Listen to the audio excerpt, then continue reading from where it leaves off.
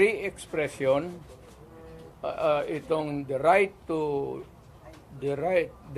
be on the opposite side is always protected by the Constitution.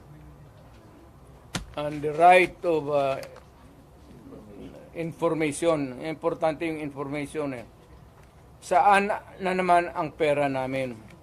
So we are invoking sa military na ang tao kami nagtatanong, the right to be informed about the money that has been spent since then, and the right of redress of grievance kung nawala na. Kagaya nito, PhilHealth, contribution namin ito sa individual. Kayo, wala hindi sa PhilHealth. Tanungin ko sa iyo ngayon, saan yung pera ninyo ngayon? Ito ang naiwan na lang is out of the 89 billion, 29 na lang. So yung ang nawala nito, tanong ninyo, saan yung pera ngayon? Saan yan? Saan ang pera niyan? Ayuda. Hindi mo man ibigay yan sa tao kasi ginakuha yan sa bulsa natin para sa kung magkasakit tayo.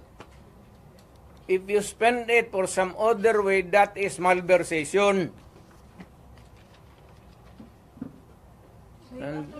And that I will tell ang sundalo, sabihin ko sa kanya, that is malversation. Do you demand PhilHealth na mag-explain ito?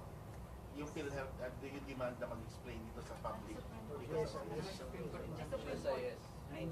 Mag-explain ako sa public? Bubulahin kayo niyan.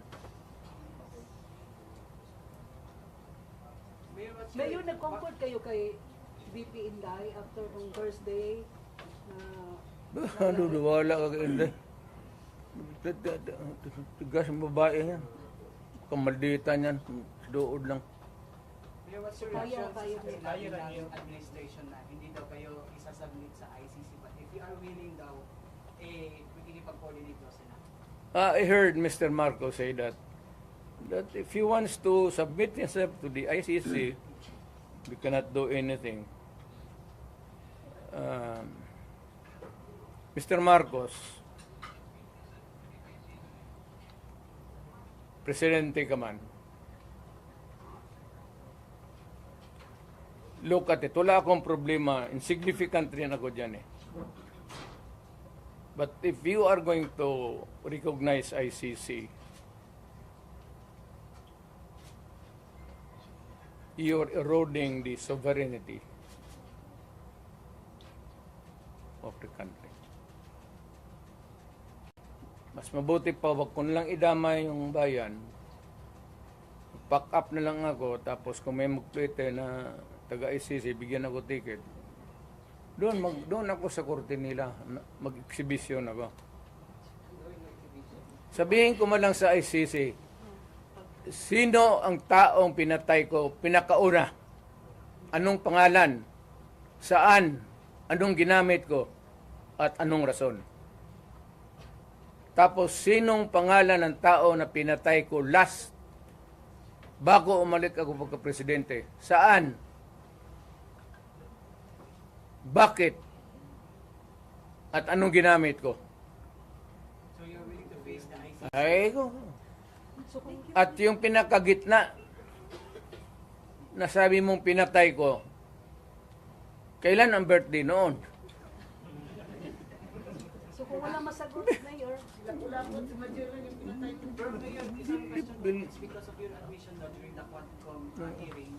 Sabi nila may task force na daw na binuo ang DOJ to investigate. So what I said that I ordered the killings?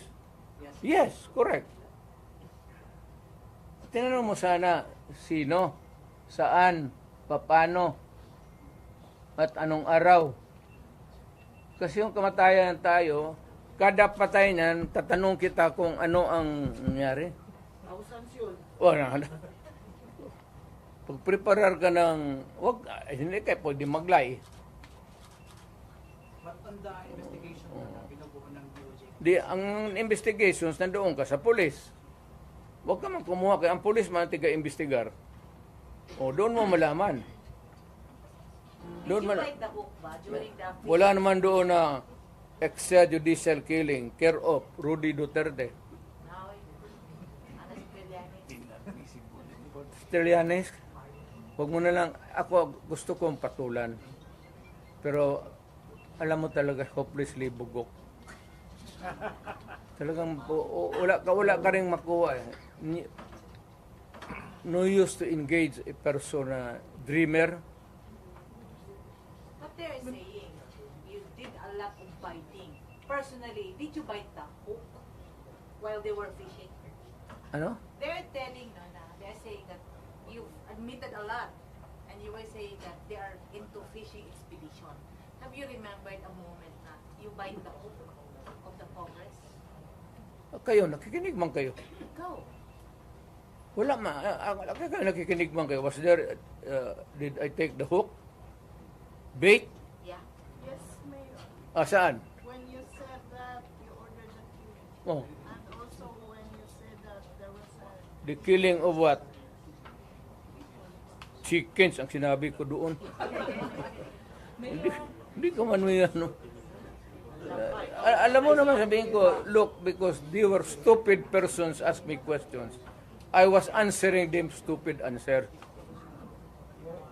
What did you admit? Yes, I would admit what? Because they would like to hear na anong gusto nilang what would like to hear. So binigay ko sa kanila, yes, I admitted killings, 1,000. So pagdating so what about the statement? Good look. If you ask a silly question, you get a silly answer. If you're an ignoramus, you get an ignorant. When I said thousands of chickens, marami kong pinatay. Mayor, on the lighter note, anong feeling na katabi kayo ni De Lima? Wala, hindi ko talaga, matagal ko na-realize. Hindi kasi ganun siya palagi. Hindi talaga there was never a time nagganon siya. Tignan mo ang camera ulit. Nung almost mo ibinato yung mic, ano siya, concern siya sa'yo? Kaya ano kasi yung mic nakatali pala. Binunot ko ng ganon. Ito sana kaya walang ano. Yung microphone ba, may pag ganon ko, tali. Mayor, nasaktan daw po si Dilima, sinabihan yung wakwak. Wala akong sinabi niya, Noy. Ano sinabi ko daw? Doon sa ano? O, bitaw. Mayor, ano po ang reaction natin tungkol sa sagot ni President PBM na sa pagtatangka ni VP Sara, sabi ni PBM, yung ganyang kriminal na pagtatangka ay hindi dapat pinapalampas. Any reaction? Huwag niyang palampasin. Anong gawin niya? Gawin niya yung gusto niya.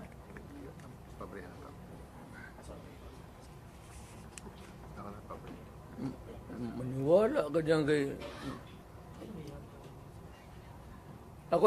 Kita mo hindi ako sumasagot kay Trillanes. Alam mo kung sino nagsabi?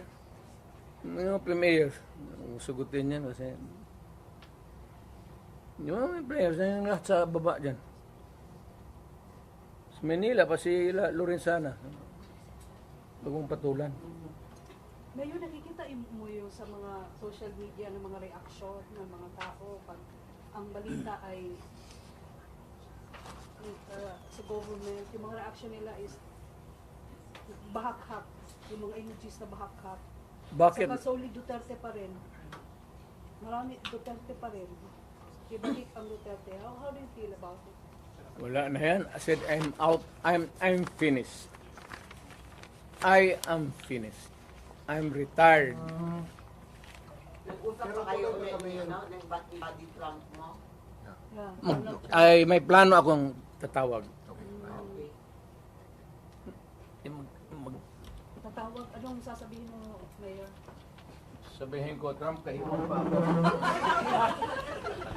Mayor, tuloy ang pagka-mayor natin, Mayor. Mayor, tuloy ang pag-mayor. Babalik pa.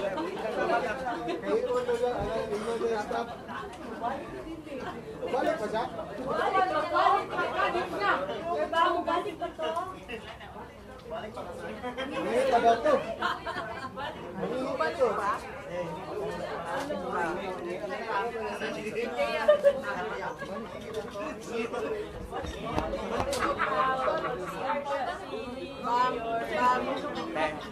Bumalik pa pa mo. Balik. Joseph. Balik pa. Diyos ko, Diyos ko. Huwag yun ay puno sa mic, Diyos eh.